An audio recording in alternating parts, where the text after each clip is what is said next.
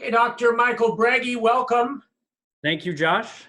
We're speaking on Monday, and can you just give us an update on what's going on in the classroom, at least virtually right now? Sure. So we just had a change. We had initially closed for a 2-week period of time, and we knew that that would possibly be extended to a longer time. And so just this last Friday, we joined some other school districts. Laco had recommended that the school districts in the county of LA to stay closed until May 4th would be the time when staff would come back, and then the students would come back on May 5th. That is, of course, as of right now. So that's where we're at. So we're readjusting a little bit. The first initial physical shutdown of our school district was for 10 days. And so we put out, and it was a home learning plan.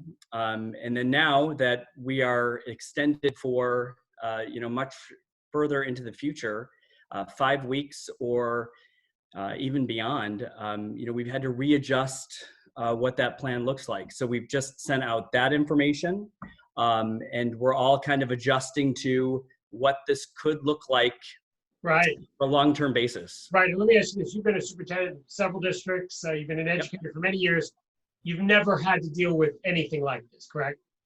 Absolutely not. I mean, in the Midwest, we had very short-term physical closures due to snow and cold, but certainly nothing that really impacted for the long term our staff, our employees, and also our students, and then our parents as well. So, we're really cognizant of the fact that there isn't anybody that's been through this before. And so we're all trying to work through this and trying to find what the best fit is for everyone. I know we did an interview last week with a couple of school-age moms who more or less said they're going nuts with the kids in the house. We've heard this many times. Can you give just a couple of tips to parents? I know one thing that's been said is, you should try to just keep some level of structure, try to keep it sort of like the school day. Do you agree with that? I do agree with that. I think that when we initially put out our first home learning plan, it was really based on those 10 days that we thought we'd be out. And so it was really, it was more about enrichment and retention. And so it was, there wasn't a lot of structure and support behind that. And now that we're, for the long term, we know that what is in the best interests of students is to provide them with as much structure and support as possible. So we've pushed forward with a plan that addresses a lot of that structure piece, so that both students, parents, and teachers know that at this time of the day, whether it was a brick and mortar, this is where you would be in this class. Right.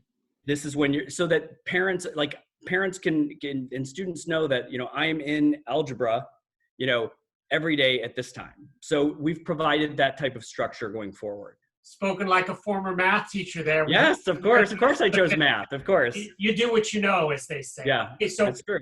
Dr. Bregy, right now the word is just till May, but throughout the country, a number of other districts are already starting to say it's probably going to be the rest of the school year. So I know you guys haven't made that decision yet, but obviously the longer it goes, the more likely it is that you won't be returning for this school year. So you just basically tell parents to just try to keep on trucking as best they can with the lesson plans that you provided.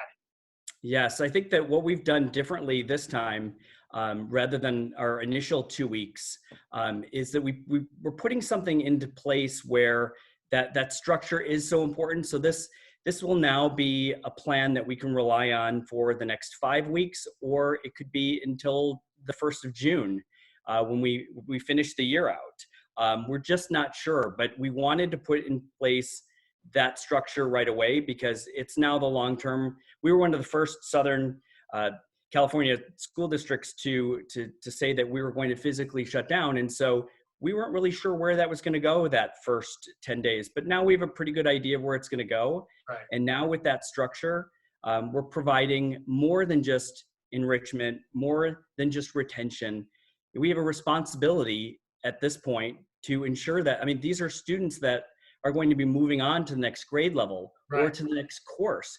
Right. And that adds a lot of stress and pressure and responsibility to our staff, and to parents and even our students, because this is a transformation not only for our staff but for our students as well. So, but what stays the same is the responsibility that we have to ensure that our students are ready to move on to the Right. next grade I mean, level or class. of course, you were teaching during 9/11. So you remember 9/11 was a little bit like this, but this is way longer and way more pronounced in terms of the, Absolutely. lack of structure and lack of people going to work and that sort of thing.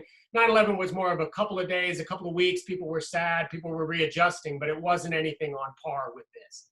I agree, and I think that it's the long term, that unpredictable feeling, and also just with the media and with all the facts and the figures and the emotions.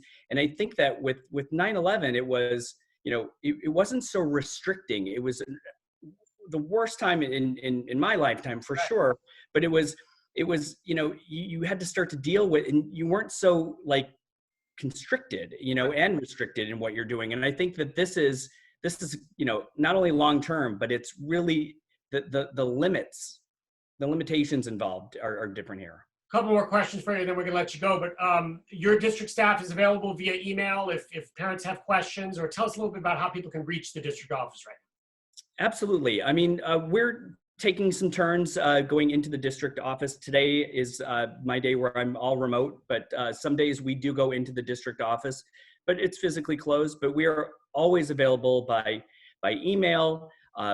Teachers are available as well. They'll be sharing what their office hours are, if they haven't already done so.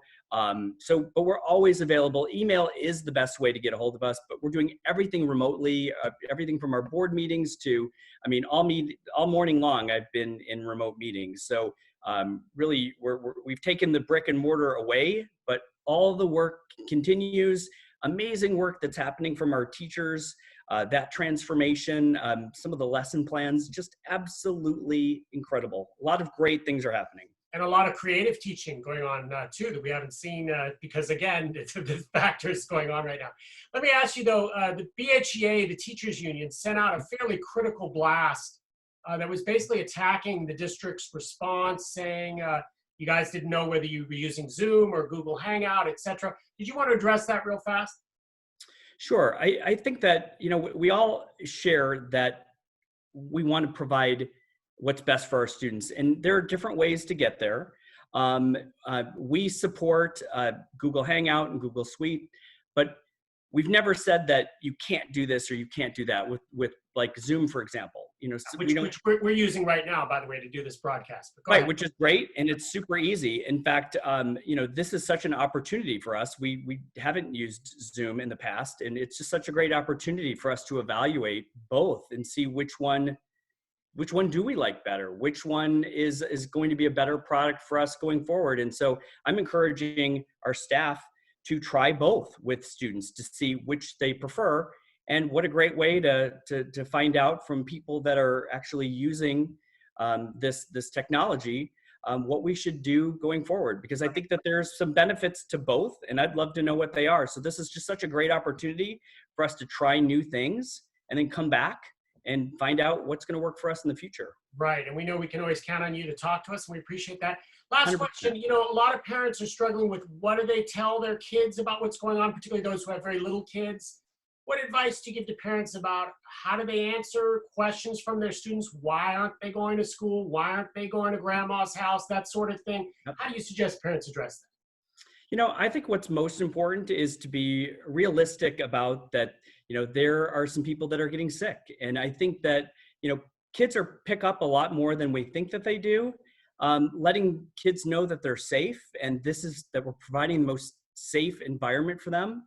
I think getting in touch, there's nothing that kids like better than being in touch with their teachers, seeing their teachers checking in with them. I think at this point, it's trying to provide as much reassurance that we're all still there and we all still care.